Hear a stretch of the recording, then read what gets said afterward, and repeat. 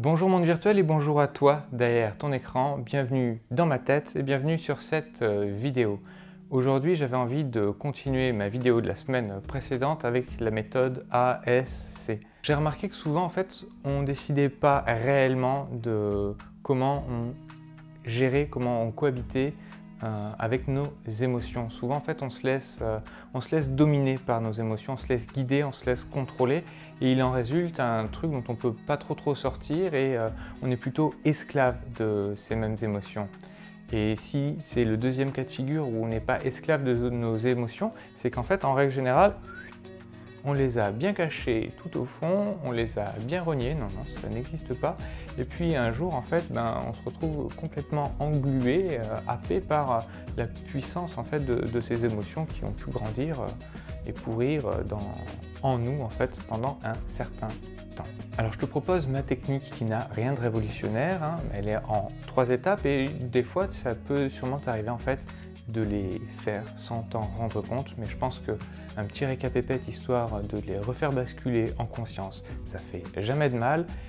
A. A, c'est quoi? A, c'est l'acceptation de l'émotion. Je suis en colère?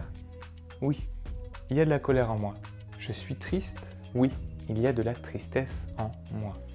Accepter le fait que l'être humain, c'est un animal, un être émotionnel, ça veut donc dire qu'il est capable de ressentir des émotions. Et c'est tout à fait normal. Sans émotion, l'être humain, ça serait une machine, un robot qui ne fait qu'exécuter une liste de commandes et des divers programmes. Et on n'est pas des machines. I'll be back. Et l'émotion, c'est un message. Et le message, si on veut qu'il soit utile, il faut l'accepter.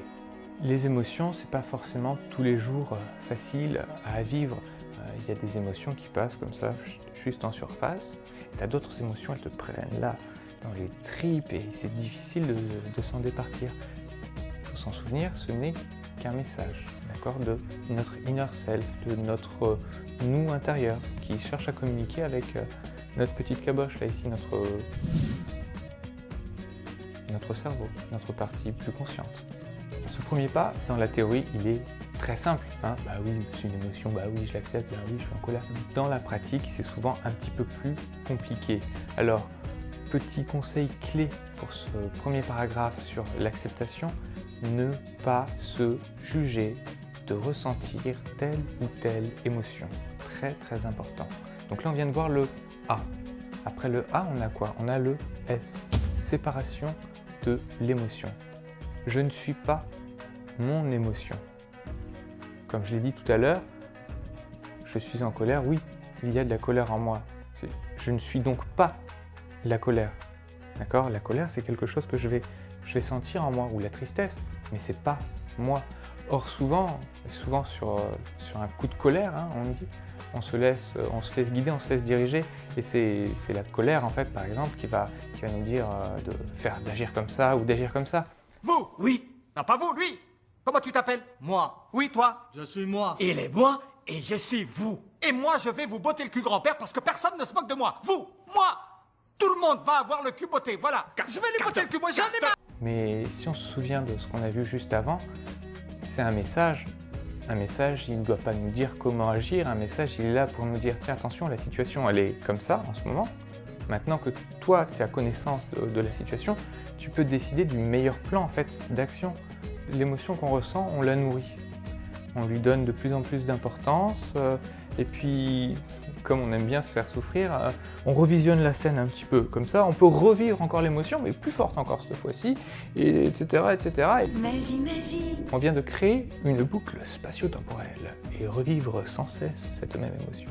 Magie. Et vos idées ont du génie. Donc clairement, c'est pas la meilleure solution pour pouvoir se départir de cette émotion. Bien que tu as en tête que, attention, je ne suis pas mon émotion, elle est très forte et tu as tendance à te retrouver tout petit, genre David contre Goliath. Alors je te donne le petit tips que j'ai face à ces émotions pour faire la séparation, pour pouvoir m'en départir, me dire et ressentir en fait que je ne suis pas mon émotion. En général, je commence par fermer les yeux. En tout cas, au début, c'est beaucoup plus facile de fermer les yeux. Après, tu pourras le faire avec les yeux ouverts. Et après, j'imagine que tout est noir autour de moi. Voilà, il n'y a plus rien, il y a juste moi. Et puis en face de moi, il y a un feu. Moi j'aime bien imaginer un feu de camp avec les bûches. Puis là il crépite devant moi tranquille. C'est pas un gros feu, c'est pas un tout petit feu mourant, c'est un petit feu tranquille. Et je vois les émotions qui sont, enfin l'émotion en outre qui me gêne en ce moment, qui est là en moi. Puis tu vois, je la prends comme ça de moi et je la mets dans le feu. Je la jette dans le feu de façon mignonne, d'accord? Puis là je vois le feu qui grandit, qui grossit, puis qui mange en fait cette émotion. Puis je reste là. Et en général, l'émotion, ça ne suffit pas une fois comme ça. Elle revient, mais elle est un peu différente. Elle n'a pas la même couleur, pas la même force. Puis là, je la reprends, hop, et je la remets dans le feu. Je nourris le feu comme ça. Et je le répète autant de fois que nécessaire, en fait, jusqu'à ce que il n'y a plus cette émotion qui revienne. Là, elle est vraiment en dehors de moi. Et là normalement, il n'y a plus qu'une espèce de paix intérieure, du calme. Alors, je prends une grande inspi et une longue expi et je réouvre les yeux. Et maintenant, je sais que je peux passer à la troisième étape. La troisième étape, c'est la compréhension de l'émotion.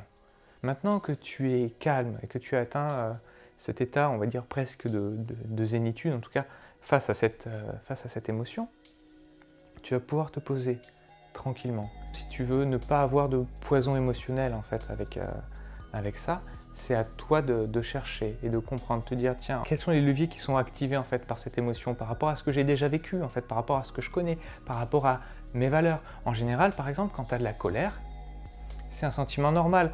Ça veut juste dire que tu fais face à un schéma, à une situation qui ne correspond pas du tout avec tes valeurs. La peur, par exemple, c'est quoi comme émotion? La peur, pareil. C'est bien d'avoir peur, c'est un instinct de préservation. Après, il faut juste pas se laisser gouverner par la peur. Donc c'est normal, chaque émotion veut nous dire quelque chose. Et là, c'est vraiment toi, avec tes interrogations, que tu peux te questionner à l'intérieur, en fonction toujours, je le rappelle, de ton passé, de tes valeurs, de ton histoire, de savoir qu'est-ce que tu essayes de te communiquer comme histoire, d'accord? Donc là, l'élément clé de ce paragraphe, c'est ne te juge pas. Oui, comme en premier en fait, ne te juge pas et sois le plus objectif possible. Il n'y a pas d'émotion bien, il n'y a pas d'émotion mauvaise, d'accord? Essaye juste de les comprendre. Voilà, je crois que j'ai réellement complètement explosé mon timing de 5 minutes, mais c'était très important d'insister bien sur tous ces points. Moi, je vous souhaite une belle fin de journée et puis je vous dis à la prochaine. Ciao!